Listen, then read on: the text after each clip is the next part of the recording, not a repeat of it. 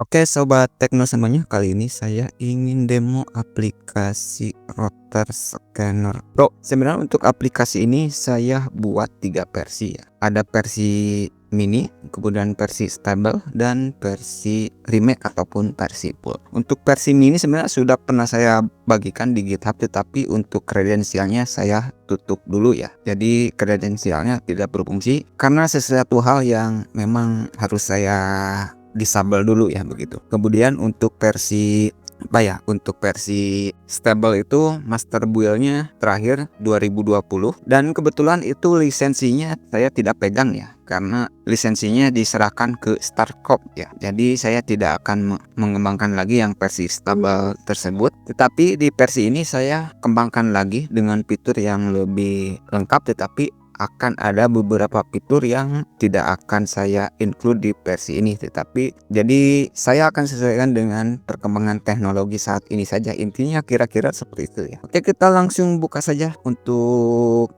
aplikasinya. Oke, di sini aplikasinya sudah terbuka teman-teman. Di sini pengenalan ada masih loading. Nah, di sini saya tidak akan praktekkan banyak, tetapi di sini saya akan jelaskan detail alur cara kerja program ini, biar nanti jika saya membuatkan video seputar program ini saya tidak perlu menjelaskan lagi panjang lebar ya. Karena sekarang saya jelaskan sedetail mungkin yang nantinya jika teman-teman ini gimana sih cara menggunakannya begitu. Oke, sebenarnya sebelum kita membuka aplikasinya, kita di sini ada beberapa file. Mungkin bagi teman-teman sebagai programmer ini mungkin ada yang tahu ini apa gitu ya. Jadi saya tidak perlu jelaskan. Di sini untuk modul-modulnya pastikan teman-teman tidak memindahkan, merename atau bahkan menghapus, karena kalau salah satunya dihapus walaupun nanti aplikasinya berjalan nanti tidak akan berfungsi dengan baik. Nah, sekarang di video ini saya jelaskan. Di sini teman-teman tidak perlu melakukan rename apapun. Di sini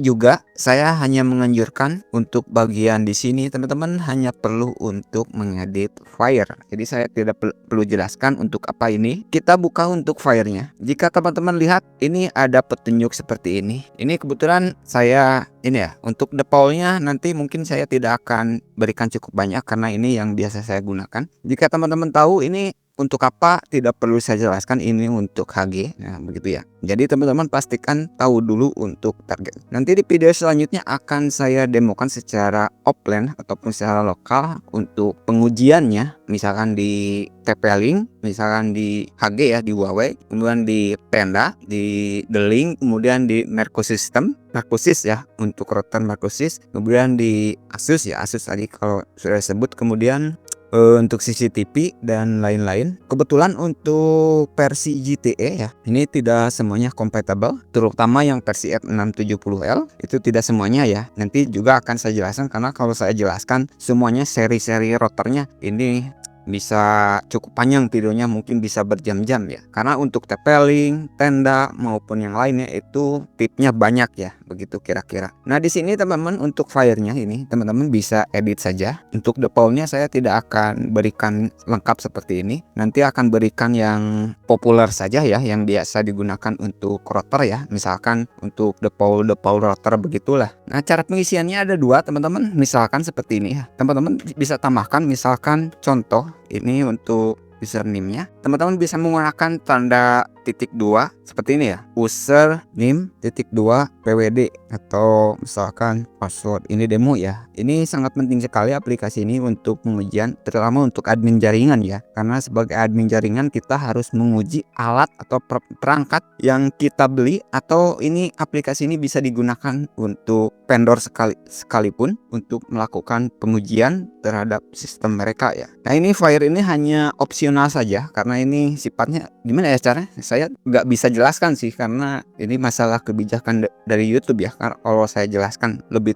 detail ini cukup riskan sih sebenarnya. Nah, ini cara pengisian saja sih. Teman-teman bisa menggunakan titik atau teman-teman bisa menggunakan tanda seperti yang sudah saya contohkan, karena biasanya saya menggunakan tanda seperti ini ataupun karakter tab ya, tapi saya lebih suka menggunakan ini. Kalau versi stable itu menggunakan karakter tab ya, ataupun karakter pagar 9 lah begitu. Oke, jadi cara pengisian filenya teman-teman, seperti itu. Jadi saya tidak perlu menjelaskan lagi. Itu saja, di bagian ini hanya file saja yang teman-teman harus isi. Oke, tidak perlu ada yang di setting lagi di sini. Nah, di sini di log nanti teman-teman akan melihat dua file, yaitu file txt. Mungkin sesuai dengan kebutuhan akan saya tambahkan. Jika di versi stable saya hanya banyak sih sebenarnya, tetapi di sini saya untuk outputnya masih menggunakan dua, yaitu txt dan csv. CSV nanti bisa dibuka di Excel, dan untuk datanya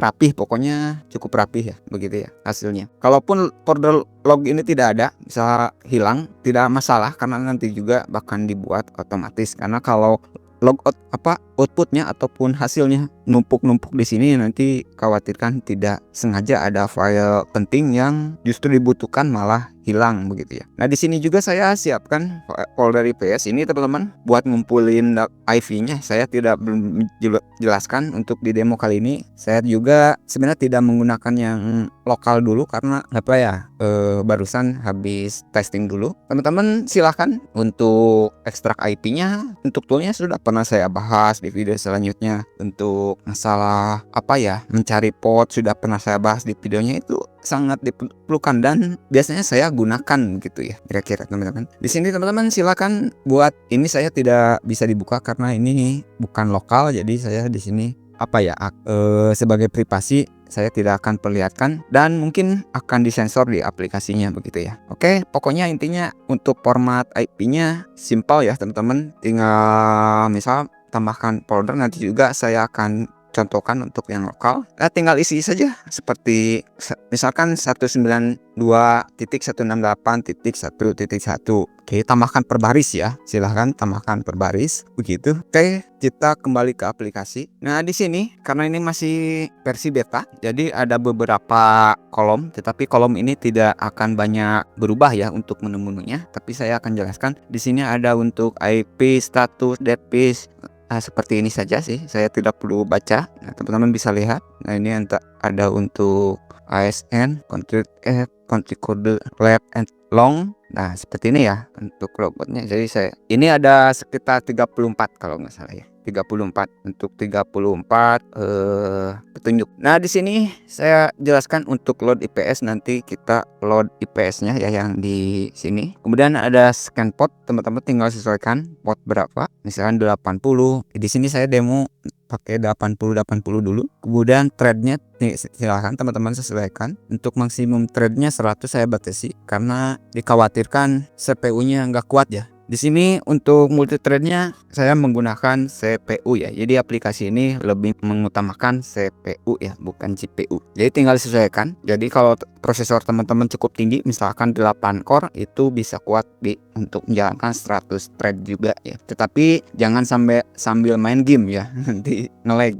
Kemudian ada relay. Relay ini konsepnya gimana ya? Jadi relay ini jika teman-teman pernah mengenal istilah mungkin kan situs itu ada yang hitam putih begitulah. Jadi saya tidak perlu menjelaskan. Untuk relay ini kemudian untuk relaynya memang menggunakan ini ya, teman-teman. Nah, ini ya, teman-teman tinggal baca saja. Sebenarnya untuk relay ini sebenarnya defaultnya ini untuk relaynya relay terbaru ya yang saat ini. Sebenarnya otomatis menggunakan 3 relay, tetapi saya tambahkan 1 relay, yaitu menggunakan relay dari saya tidak perlu tidak perlu sebutkan. Tapi ya saya akan sebutkan relaynya itu menggunakan private virtual network yang sudah include di aplikasinya. Ini hanya berfungsi untuk mode push relay jika ingin teman-teman menggunakan relay ya. Tetapi jika teman-teman tidak menggunakan relay, teman-teman tinggal unchecklist saja. Saya tidak akan contohkan karena nanti IP-nya IP asli sayanya kelihatan gitu ya. Aplikasi ini bekerja secara baik offline, online. Untuk online ada 2, ada yang no relay, ada menggunakan relay. Untuk video selanjutnya saya akan demokan offline, bagaimana aplikasi ini bisa digunakan. Intinya nanti saya jelaskan, karena kalau saya jelaskan semuanya di sini nanti kepanjangan videonya. Di sini ada beberapa yang untuk progress, etas, speed, scanning, thread. Ya kebetulan untuk threadnya ini masih ada bug untuk proses pembacaan threadnya. Nanti saya akan perbaiki lagi. Oke, kita langsung praktek saja. Nanti hasilnya di sini saya tidak akan geser karena untuk privasi, jadi saya tidak akan perlihatkan semua. Dan di sini juga saya akan banyak yang sensor ya. Di sini ya untuk seperti BSID, SID, authorizer, deep, kemudian IP-nya akan saya sensor. Ini untuk privasi, dan ini juga sekali lagi hanya untuk pengujian terhadap perangkat-perangkat IoT yang sering meminta bantuan pengujian kepada saya. Intinya kira-kira seperti itu. Oke, untuk mempersingkat video saya sudah jelaskan cukup panjang lebar, karena kalau saya jelaskan menyeluruh mungkin bisa berjam-jam nih ya. Jadi garis besarnya penggunaan aplikasi ini sudah saya jelaskan di sini. Jadi ketika saya membahas video ini seperti ini lagi, jadi saya tidak perlu menjelaskan ulang. Jadi saya langsung fokus ke point to the point-nya nanti begitu ya. Kita langsung load saja. Nah, di sini saya masuk ke folder IPS tadi. Kita langsung open saja. Oke, ketika pertama kali dibuka ini statusnya masih pending karena memang belum dijalankan. Ini bisa teman-teman untuk IP address-nya saya sensor untuk yang kelas A, AB-nya, mungkin sama C-nya. Kelas A, B, C-nya. Lalu kita start saja. Di sini totalnya ada 199. Saya tidak perlu melakukan pengujian cukup besar ya, karena ini hanya untuk demo saja. Tapi pada prakteknya teman-teman bisa menggunakan dengan ya terserah teman-teman sih. Pokoknya gitu ya. Asal jangan sampai ratusan ribu saja sih intinya. Apalagi jutaan. Masalahnya bukan aplikasinya tapi komputer teman-teman yang nggak kuat nantinya begitu ya. Oke, kita langsung start saja. Oke, masih proses. Oke, sudah dapat di sini teman-teman bisa lihat ada status oke 11. Ini saya sudah bisa, intinya sudah bisa masuk sih intinya. Ini kalau oke 14 berarti sudah bisa masuk ya. Oh iya, kebetulan untuk filenya tadi saya nggak hapus dulu karena ini bisa kepanjangan ya. Seharusnya untuk demo nanti saya akan hentikan paksa walaupun scanningnya belum selesai.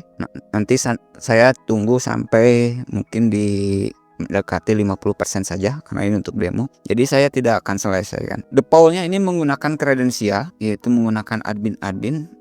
Nanti saya akan includekan di luar ya. Untuk kredensial itu teman-teman default ya. Default untuk biasanya kalau kita misalkan login admin default untuk F670L itu kredensial defaultnya ya seperti itu. Jadi saya tidak perlu jelaskan lagi ya untuk default seperti itu. Nah, di sini kenapa nggak jalan lagi? Terlihat ini masih jalan sih. Ini kalau misalkan kok nggak jalan, teman-teman bisa scroll saja. Nanti kelihatan ada yang apa ya? Yang masih fire. Sebenarnya melakukan firing tadi ya. Tadi ya di folder fire-nya. Kebetulan saya tidak rename dulu sih. Itu terlalu ribuan ya. Jadi fire-nya terlalu besar. Oke, untuk video tutorial di sini saya akan pause dulu atau kita langsung stop saja. Kalau pause teman-teman berarti nanti kita pause. Nanti teman-teman bisa lakukan resume. Tapi di sini saya tidak akan resume. Ini masih jalan karena memang ada yang masih proses. Terutama ini threadnya 40,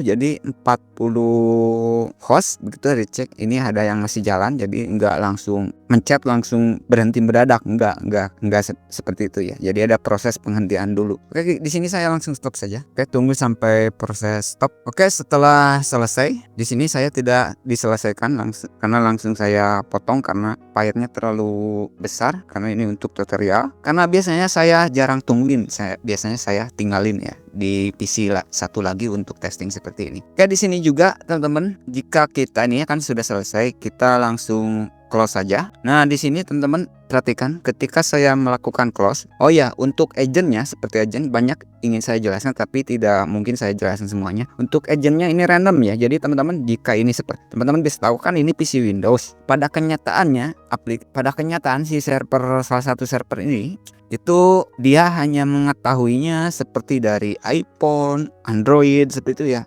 Dia tahu masuknya nih, oh ini ada Android yang masuk, padahal sebenarnya tidak ya. Jadi konsep-konsep sederhana seperti itu teman-teman tidak perlu dibingungkan lagi ya pokoknya. Untuk aplikasi seperti itu, hal-hal dasar seperti itu merupakan hal yang wajib begitu ya. Kayak di sini sebenarnya aplikasi ini juga ada kontainer. Ini saya masih memikirkan apakah untuk penghancuran kontainernya apakah secara manual pakai tombol atau ketika aplikasi di close. Di sini kebetulan untuk sementara masih dalam aplikasi close kita, teman-teman. Kalau ditutup programnya, lihat tuh mouse saya berputar ya. Nah, ini sebenarnya bukan error. Nah, nggak lama sih sebenarnya. Itu adalah proses penghancuran kontainer. Jadi saya tidak perlu menjelaskan apa sih itu kontainer, seperti kontainer historis, kontainer cookies dan lain-lain. Itu tidak perlu saya jelaskan. Teman-teman tinggal pelajari dan googling saja maksudnya hal tersebut. Oke, kita langsung ke log saja. Di sini teman-teman, walaupun di pause, walaupun aplikasinya di close, itu hasil oke tetap akan tersimpan, apalagi kalau scanningnya sampai selesai. Hasil